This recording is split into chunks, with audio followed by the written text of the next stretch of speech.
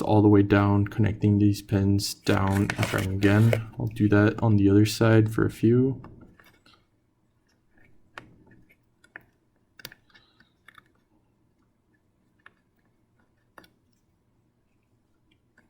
Put these over, let's try these. Okay.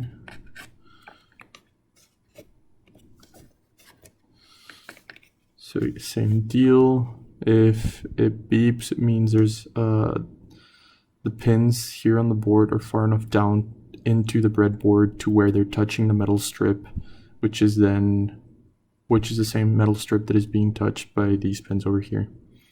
Let's try. Oh, that's not good. Means it's not deep enough. Let's try and see if we can push it down a little bit.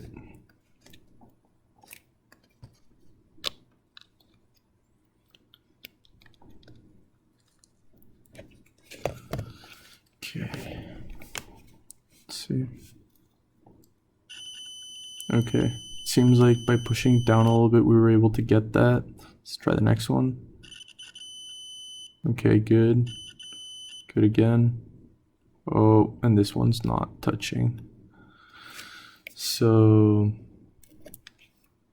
it's gonna cause a little bit of trouble. Just need to make sure that whenever I attach something,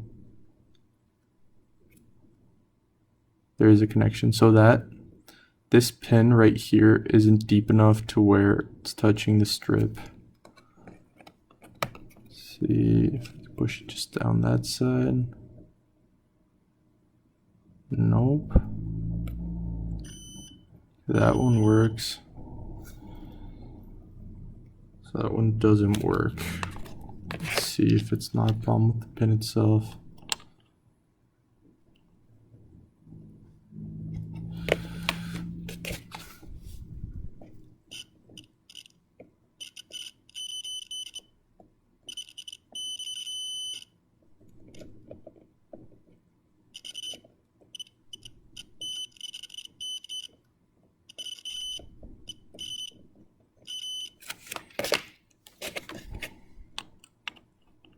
Try that again.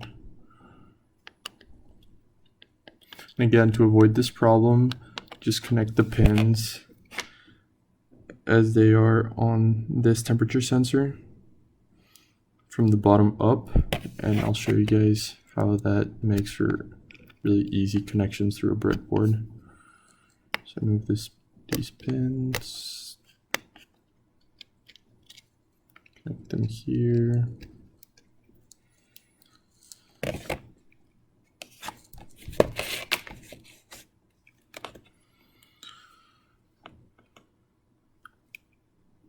Go.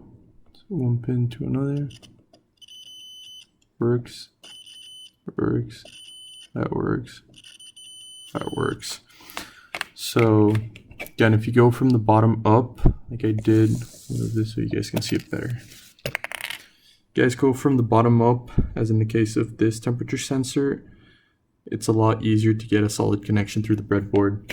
If you guys do what I did here, it's going to be a lot harder to do that. I think I may just try to pull down those solder joints, so heat them back up and try to make it smaller, or even use the solder remover, which is this thing, to get some of that off. The way this works is you push down this button, and then there's another button on the side so you set the nozzle close to where you want the solder to be removed and heat up that point. Then once it's heated up, all out of whack perspective here, 1 second. So let's say this pencil was a soldering iron.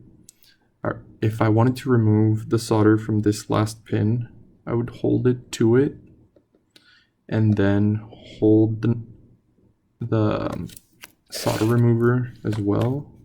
I'll put it on the side so you guys can see the button. So right there, and then I would click the button. Gotta be has to be stabilized if you don't want that to happen, but it basically suctions air and will hopefully suction the solder as well.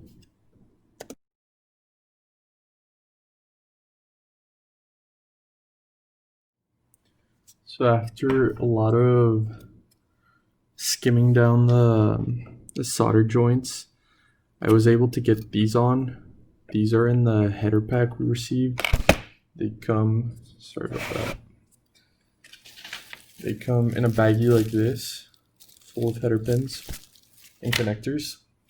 So I was able to put these on and test each of these, which makes me think that I have one of two options. One, I can stick it in like that, and that's gonna work, or they're deep enough to where now I can stick it just in.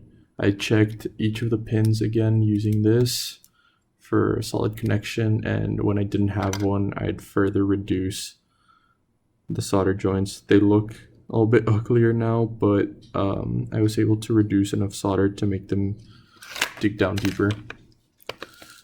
Which, there we go.